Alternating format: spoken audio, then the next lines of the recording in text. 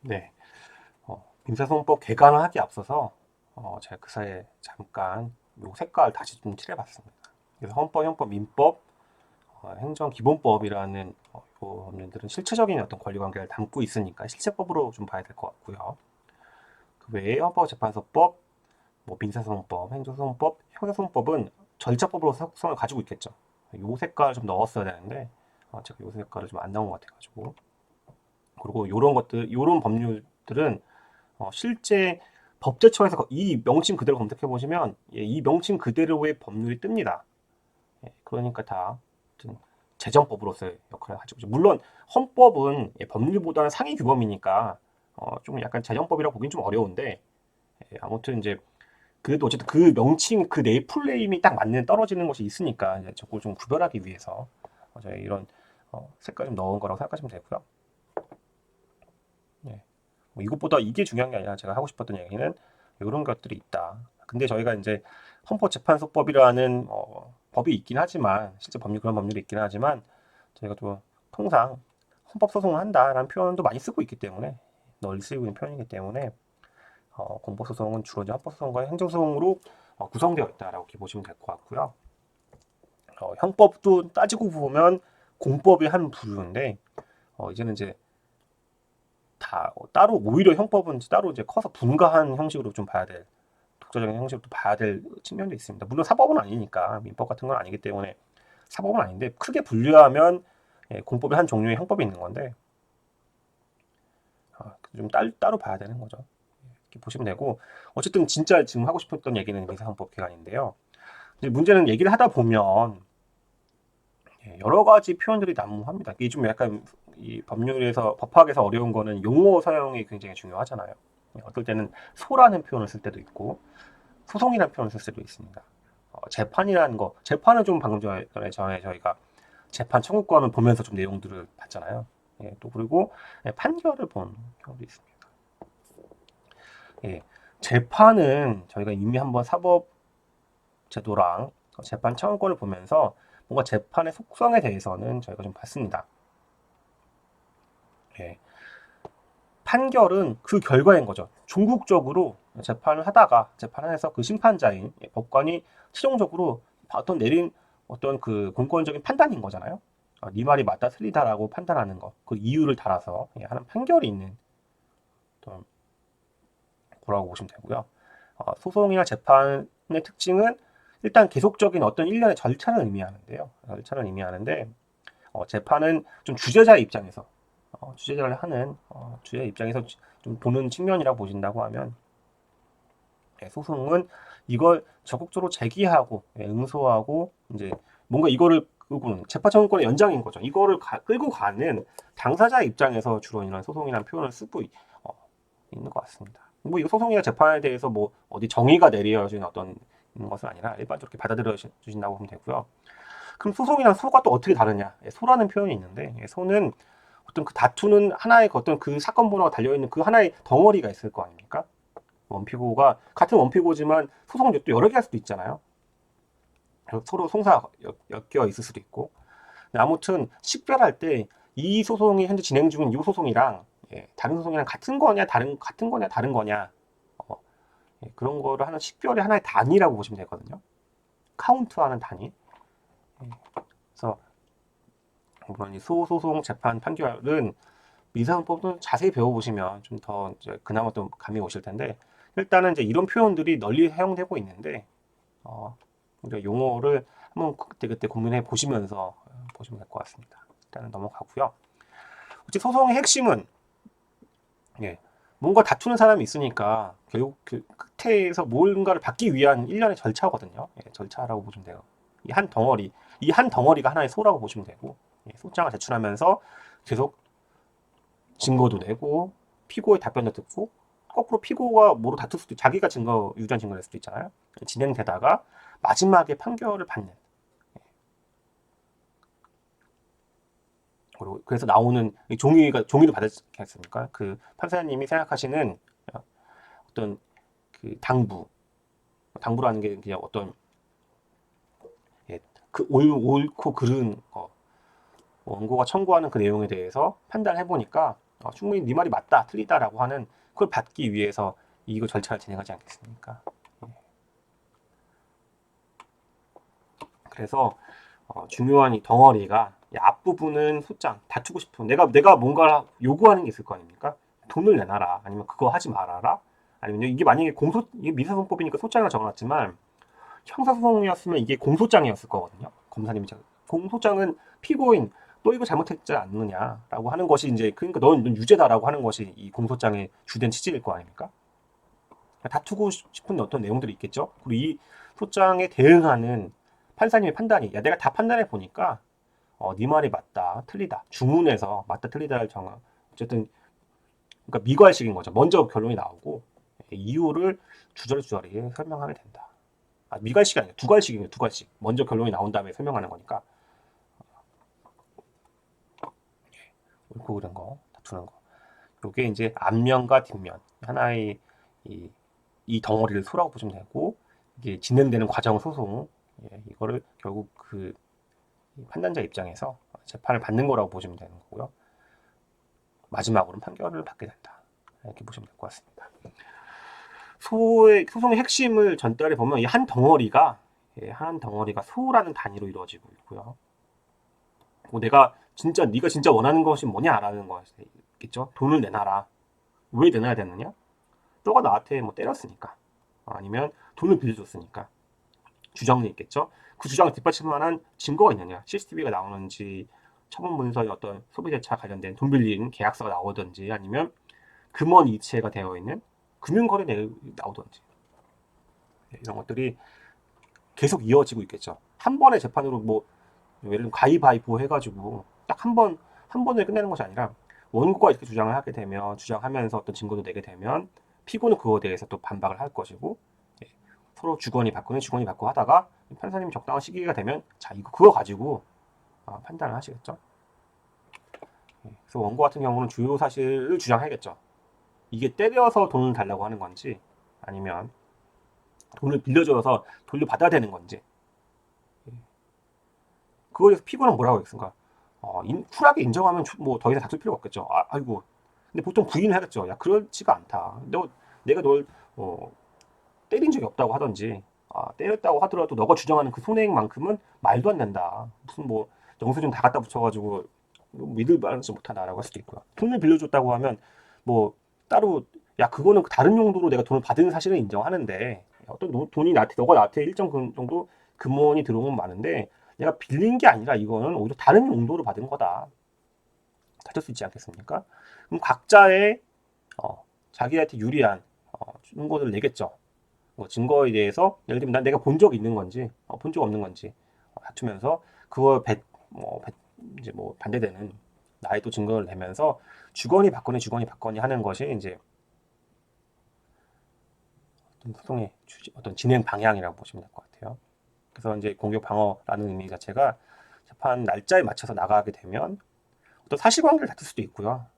어떤 그 법리적인 속성, 법률 해석 적용과 관련되어 있는 법리적인 게 다투는 것이 저희가 이제 일반적인 진행 방향입니다. 이게 아까 사법의 본질에서 나왔던 게 어떤 분쟁에 있어서 분쟁 해결하기 위해서 객관적인 증거 조사에 의해서 사실이 인정되고 거기에 법률 해석 적용한다는 것이 사법의 본질이라고 봤고 그게 너의 재판 청구권이다라고 봤던 내용이잖아요. 그러니까 이제 그 핵심이 여기 담겨져 있는 거죠. 사실을 다투거나 아니면 법리를 다투거나 그런 법리가 아니다. 여기서는 그게 대여금으로 볼 수 없다라고 증거 자체를 부인하는 건지 아니면 그 금원의 속성에 대해서 다투는 것인지 뭔가 다툼이 있겠죠. 다툼이 끝나고 나면 변론이 종결되고 나면 당사자는 더 이상 다툴 수 없고 자 이제는 공이 판사님한테 넘어가서 승소, 패소 저희가 인용, 기각 이런 표현을 쓰는데 승소를 하든 패소를 하든 하는 거 이런 일련의 과정들 저희가 소송이다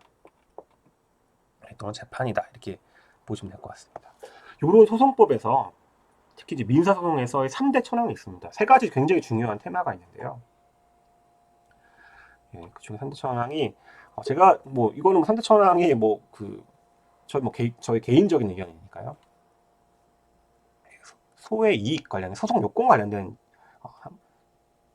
파트가 하나 있고요. 그 외에 소송물 변론주의에 관련된 내용들이 크게 이 위헌상법에서 가장 중요하게 다루어지는 세 가지 테마입니다. 그래서 이제 이게 굉장히 중요하고 어렵고 계속 내는 배워야 되는 것인데 저희가 이거를 자세히 또 할 건 또 아니어서 소송물이라든지 변론주의에 대한 설명은 혹시 뒤에 제가 뭐 다른 설명을 하면서 부대적으로 설명하면 또 모르겠는데요. 이제 일단은 간략하게 요거는 이제 생략을 하고 소송 요건에 대해서만 또 좀 살펴보도록 하겠습니다. 뭐 그렇게 얘기하는데 사실 변론주의는 저희가 지금 방금 나왔던 내용들이에요. 사자 증의 주요 사실에 대한 주장, 자백, 증거 이 관련된 내용이거든요. 이게 방금 봤던 요 내용이거든요. 사실 다투고 법리 주장하면서 서로 주거니 받거니 하는 거. 당사자에게 주도권이 있는 거죠. 변론이 종결되기 전까지는 당사자가 이걸 주도할 거지 않습니까? 예. 주요 사실 주장하고 원고 주장하면 이거에 대해서 피고가 다투고 서로 증거 제출하고 예. 당사자가 이거 활동을 하고 난 다음에 판단을 받는 거잖아요. 예. 이렇게 주거니 받거니 하는 이 공격 방어를 하면서 주거니 받거니 다투고 하는 거가 사실 변론주의 오른쪽 하단에 있는 변론주의에 있는 내용이고 뭐 더 깊이 들어가면 좋겠지만 하여튼 요 내용이 왔던 거고요. 소송물은 저 설명 안 할 거라고 하면서 다시 설명을 드리는데 이 소가 한 덩어리라고 했잖아요. 덩어리. 이 덩어리가 이 옆에 롤케이크 하나 더 있는 거죠. 그 롤케이크 같은 맛인지, 그러니까 이 한 덩어리가 옆에 있는 다른 덩어리랑 어떤 관계가 있는지, 우유 맛이 크림 맛이랑 같은 맛인지, 초코 크림은 옆에 있는 뭐 초코 맛이 있었다고 하면 초코 맛이랑 누가 봐도 우유 크림 맛은 다른 맛이지 않겠습니까? 다른 소송이잖아요. 그러니까 이 소는 구별되는 다른 소가 되지 않겠습니까? 그래서 진짜 그런 거를 식별하는 거, 이 같은 건지 다른 건지를 좀 따지는 게 소송물에 대한 개념이어가지고요. 뭐 이렇게 설명을 이제 하고 중요한 건 제가 이제 오늘 설명드릴 거는 소송 요건. 소송 요건의 요구는 뭐냐면 결국 이것도 어떤 하나 절차이고 사법 서비스란 말이에요. 국민이 재판청구권을 통해서 결국 이 종국적인 판단을 받기 위한 하나의 일련의 그 서비스지 않겠습니까? 근데 이거에는 결국에는 돈이 들어가고 인적, 물적 시설이 들어가지 않겠습니까? 그러니까 이게 적어도 어떤 기초적인 재판이 될 만한 것이어야지 이게 나름의 한정된 유한한 자원을 투하해서 어떤 결론을 찾는 거잖아요. 그래서 뭔가 이 소송 요건이라는 의미는 이게 진짜 할 만한 값어치가 있느냐 뭐 이런 거거든요. 그러니까 이게 저희가 한국제에서 5관 돌파가 있는 것처럼 2관 돌파인 거죠. 요 소송 요건의 관문을 넘기 전에는 본안 판단을 할 실익이 없는 겁니다. 그러니까 우리가 승소 패소를 받는다라고 하는 거는 이 본안 판단 제2관문의 문제인 건데 그 전에조차도 가지 못하는 거죠.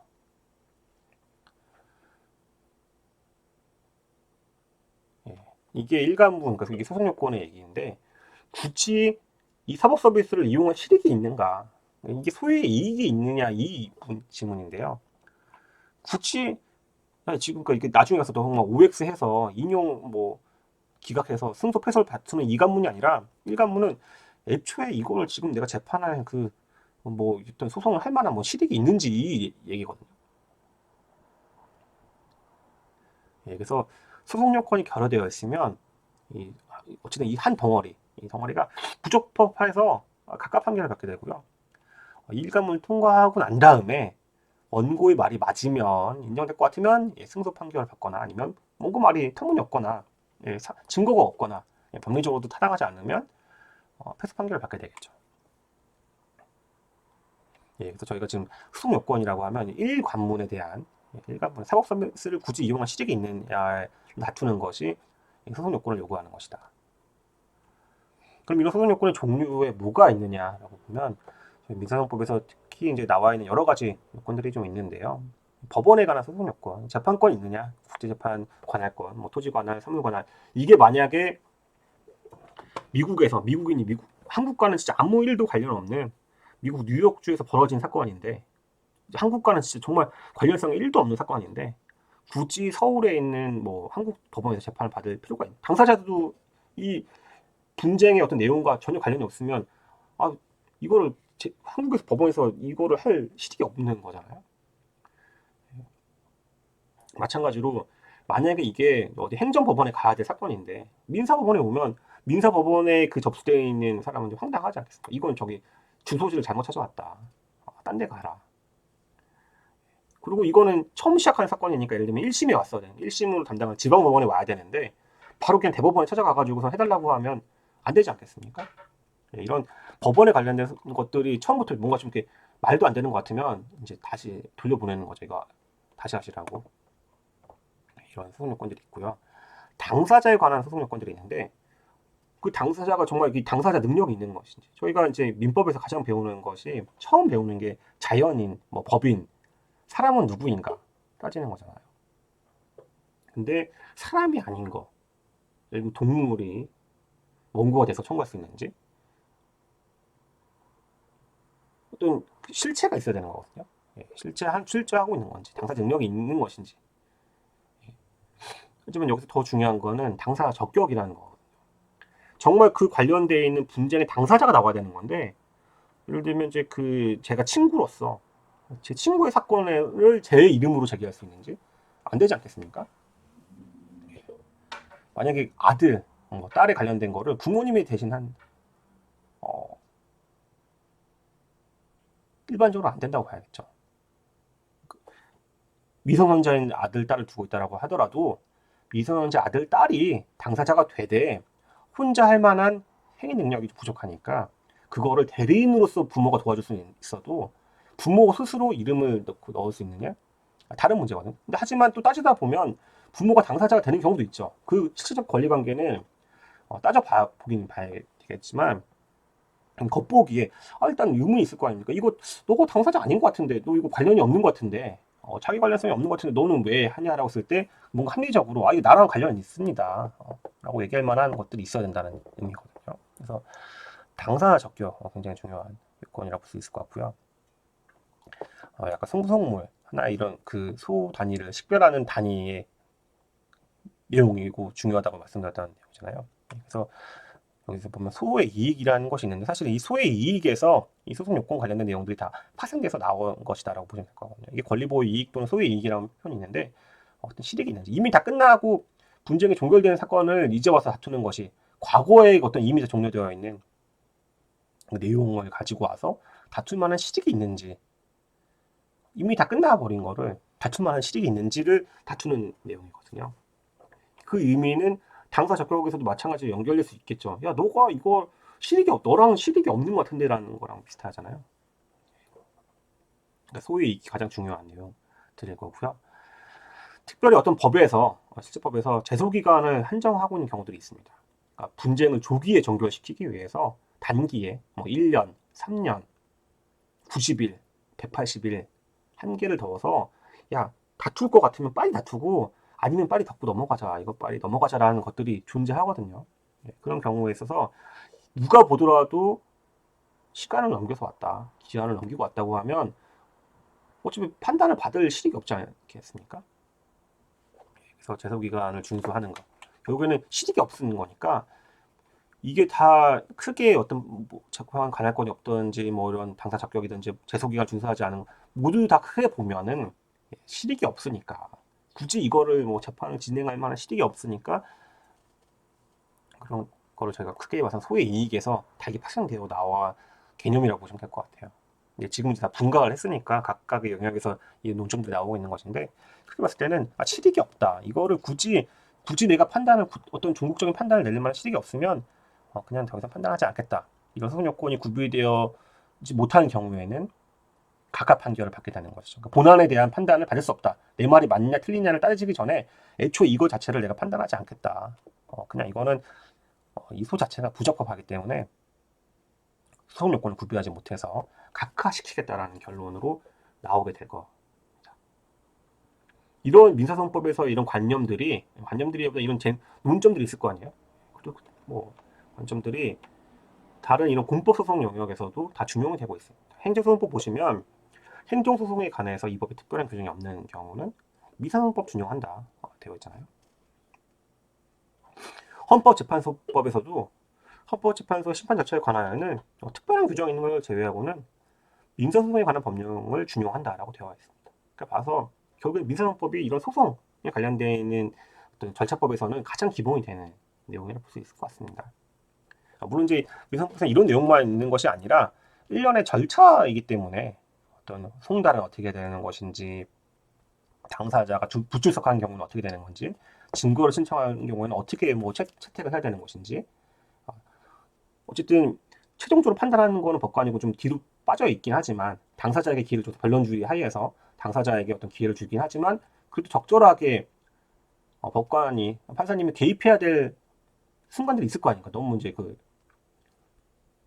재판이 뭐 이상하게 흘러가는 걸 방지하기 위해서 어느 정도의 개입은 필요하지 않겠습니까? 이런 개입들은 어떻게 할 것인지, 이런 내용들에 대한 내용들, 절차에 관한 내용들을 실제 민사소송법에서는 굉장히 자세하게 규정되어 있습니다. 그래서 좀 민사소송법 따로 공부하면 좋긴 하겠지만, 마찬가지로 시간이 부족하기 때문에 일단은 저희가 소송 요건만 일단은 간단하게 좀 땡겨서 본 것 같습니다. 아무튼 이렇게 나와서 궁극적인 판단을 받게 되는 것이 이제 이 민사소송의 문제 해결을 위한 목적인 거잖아요. 결론이 먼저 나오고 두 가지로 나오고, 그 다음에 이유를 설명하는 이 판결문, 이 판결을 받게 되는데, 물론 이제 그 판사님이 잘해서 양심에 따라서 판단을 해주실 수 있지만, 그 당사자가 불복의 기회가 필요할 수도 있지 않겠습니까? 그래서 저희가 그것들을 항상 상소제도라는, 용어가 굉장히 좀 어렵기는 하실 거예요. 처음 들어본 용어 상소하실 텐데, 소로에 대해서 불복해서 올라간다는 의미거든요. 소 앞에 상소 보시면 소 단위가 있는데 이걸 올라간다, 다시 판단을 받게끔 한다는 건데, 이 상소의 종류에 항소, 상고, 항고 제도가 있는 겁니다. 항고는 이제 법원의 이제 어떤 판단이 종류가 크게 저희가 판결, 명령, 결정이 있는데, 판결을 제외한 결정, 명령에 대한 불복을, 그러니까 어떤 그 판결까지 이르지 못하는 작은 판단들이 있거든요. 그런 것들에 대한 다투는 거를 이제 항고라고 보시면 될 것 같고, 항고는 좀 설명을 뒤로 하고요. 항소랑 상고가 가장 중요한 상소 제도, 판결된 불복을 이제 저희가 이제 큰 바운더를 상소로 하는 표제로 잡았을 때, 항소, 상고가 이제 우리가 특별히 보통 알고 있는 2심, 3심, 1심 어떤 판단에 대해서 각각 불복하는 2심, 3심을 얘기할 때 저희가 항소, 상고라는 표현을 쓰고 있습니다. 상고심은 3심이니까 보통 저희가 대법원으로 저희가 알고 있는 거죠. 이런 상고심은 법률심이고 사후심입니다. 사후심. 항소심은 사실심이고 계속심입니다.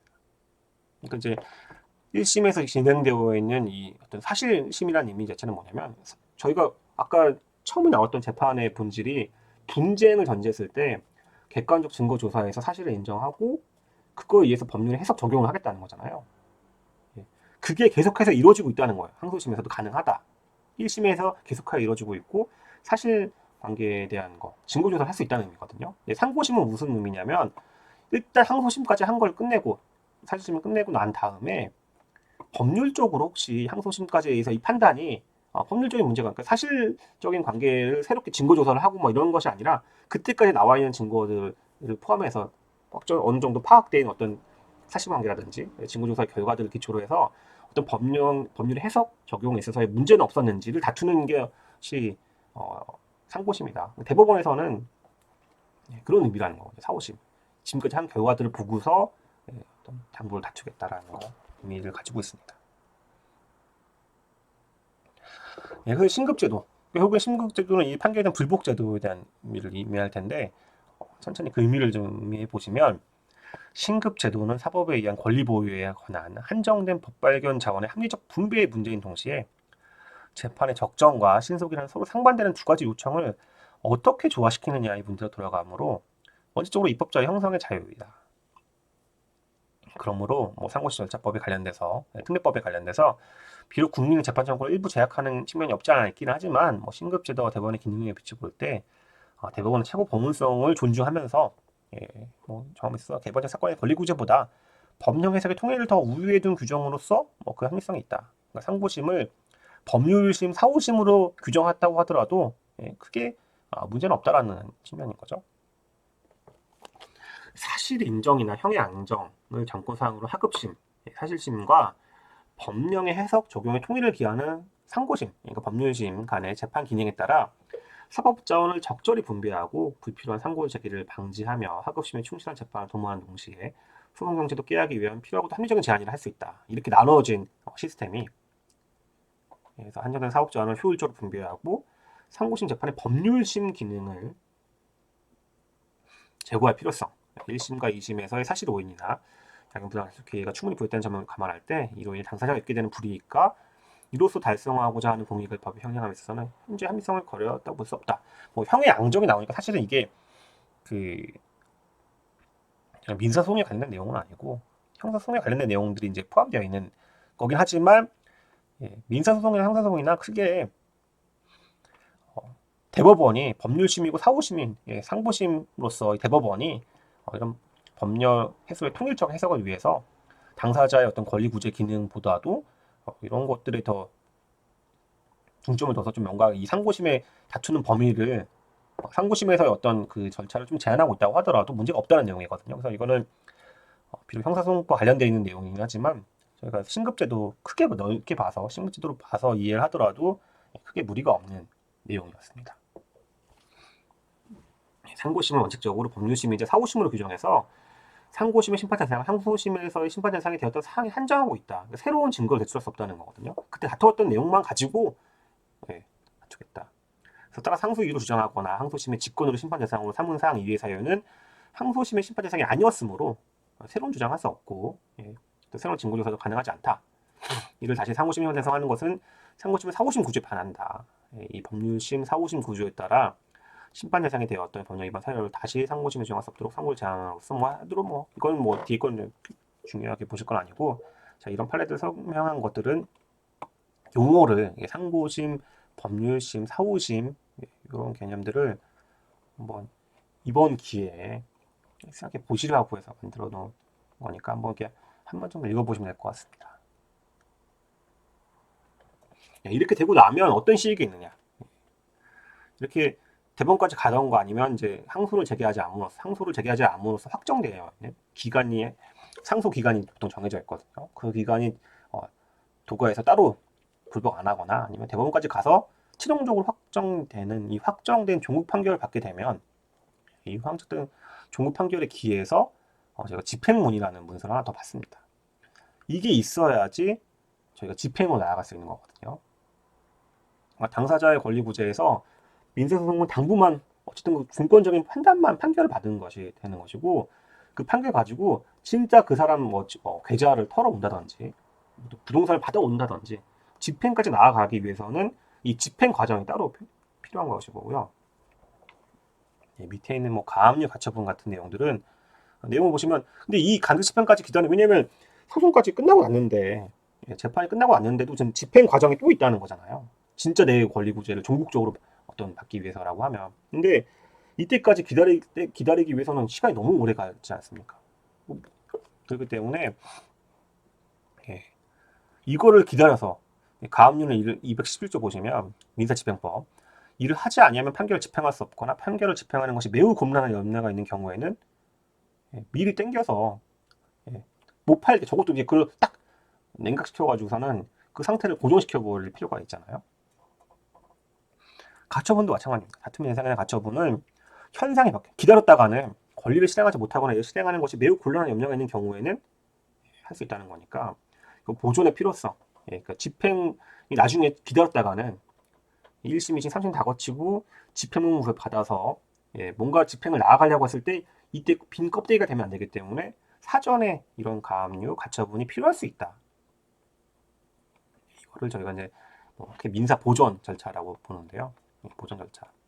그러니까 이제 큰 덩어리를 보면 저희가 소송 재판이 있다고 봤을 때 앞 뒤에 사실은 이런 보존 소송 뒤에는 집행 절차까지 이제 사실 민사소송법을 좀 규정하는 겁니다. 그러니까 이걸 만약에 형사소송에 빗대어 본다고 하면 정말 누구 잘못한 사람이 있으면 잘못한 사람이 있어서 그 사람을 나중에 감옥에 넣어야 될 필요가 있을 거 아닙니까?